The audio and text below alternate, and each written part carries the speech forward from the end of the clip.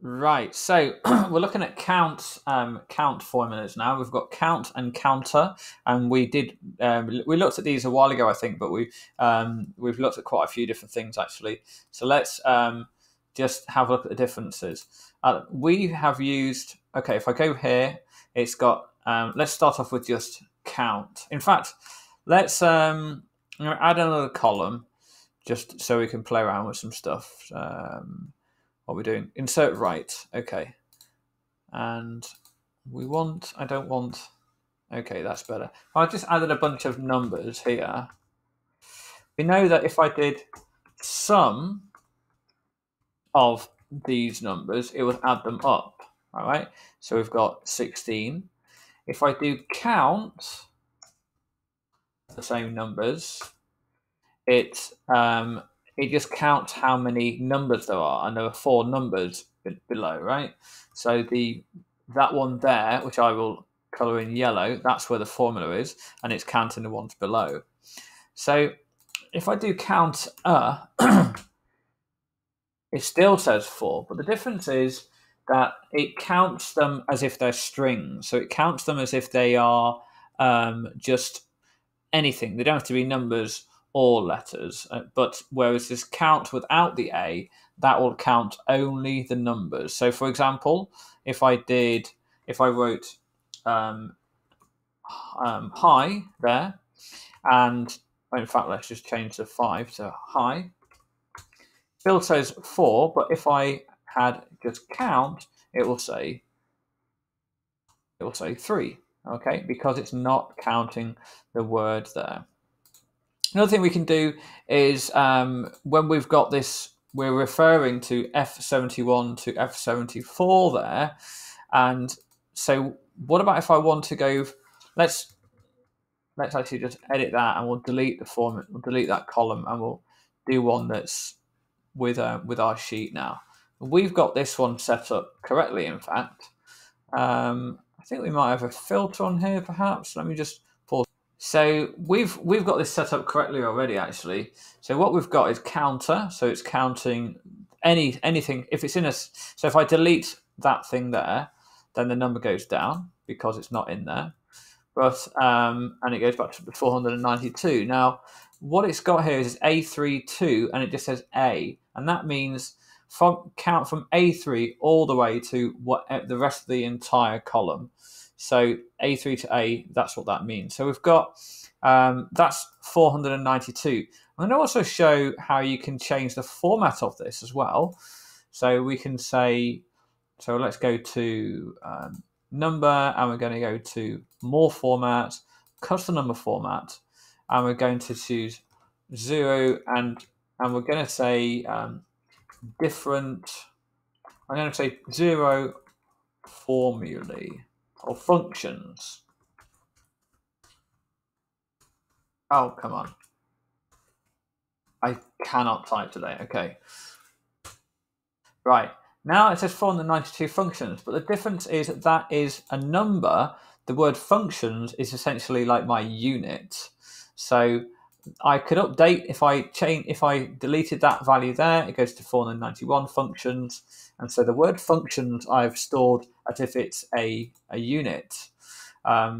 So I could, if I copied that, for example, over and just pasted only the format, it's an empty cell. But if I type in just 5 and press enter, it says 5 functions. Okay, I'm going to delete that because I don't want that as a format there. Next thing I want to do is count. We've been learning some of these formulae, and we want to count how many of them have we learnt so far. So now we're going to use a count if. So we're going to say equals count if, then press tab to close the bracket. We're going to start A3 and go all the way down to the rest of the column A. I'm actually also going to lock that by pressing F4. And that's counting. Oh, I haven't actually completed the formula. So count if. Let's click on the question mark to see what are the options. And we're going to only count the ones that are true.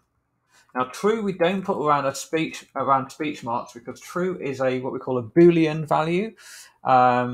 So in other words, it's not just, we're not looking for something that where it's written true, it's where it is true, like the difference between a number. So the word true or false is a little bit like a number. So it's like a value as opposed to a string. So we're going to count anything that has true written, and we have it says 0. That's weird. What have we done wrong here then? So okay, let's see if I can do. I'm just going to investigate this for a moment. It's because I actually typed A3 instead. Okay, so I want E3, don't I? E3. It should work, hopefully. Yeah, cool. So 12 of them. We've learned 12 of them so far. So let's say that I learned this one. Now it goes up to 13, right?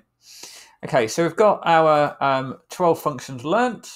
Next thing I'm going to do is I'm going to take this. I'm going to take A1 all the way to C1, and I'm going to merge the cells by clicking this button here. Now those 3 cells are merged. I'm also going to center them by clicking the center button here, and I'm going to combine a couple of things here. Now we've got this formula here. I'm going to combine that into this one here. So we're going to use something called concatenate, but I'm going to use it as an ampersand. So I'm going to click ampersand here, and I'm going to add the formula. Now, I've got a big old error here. So why do I have an error? Well, the reason why I have an error is because I've not included it as a string. So what I'm going to do is I'm going to add another ampersand, and in between them I'm going to do speech marks space speech marks. Now let's see what we get. So now by adding a space in between, I can see it says 490 and 92 and 12. Now the units disappeared because this is no longer, although it looks like a number, it's technically a string because it's just 4. That's why it said 492 then 12 before, because it was just the 492 that was originally here followed by the 12. So we're going to add something else again now. We're going to add in between that little string that's adding them. I'm going to say 492 formulae, and then after that one, I'm going to add another ampersand, and then it'll say 12 learnt so far. And I'll spell learnt as well correctly. And there, 490 formula, 12 learned so far. Maybe we could also add a comma. I think we could do with a comma, right?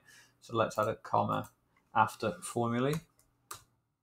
There we go, 492 formulae, 12 learned so far. I think we could even add another. I'm gonna add a oh, not that one. I want one above, don't I? Above. And I think I'm going to unmerge that, and I'm going to just merge just 2 of them.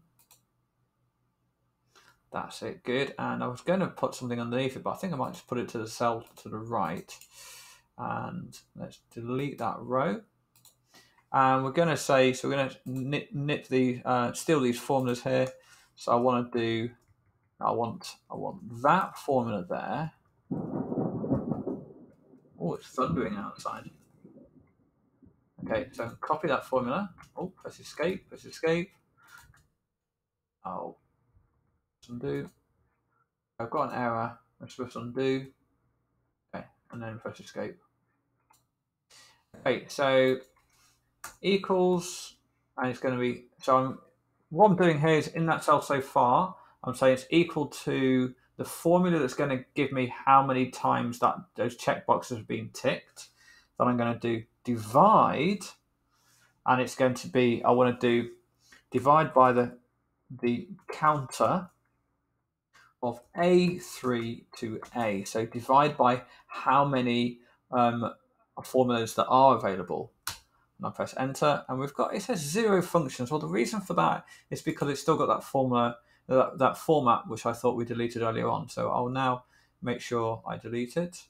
So in fact, I can do that now by just choosing the percentage format.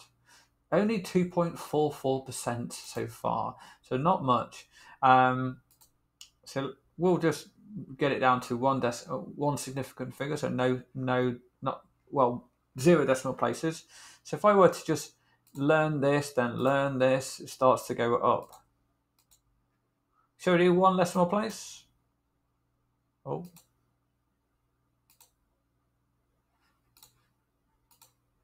Okay, all right. So one decimal place, and then once we start to get to 15, 25%, we'll reduce it to 0 decimal places. So as you can see, there's a lot to learn in Excel.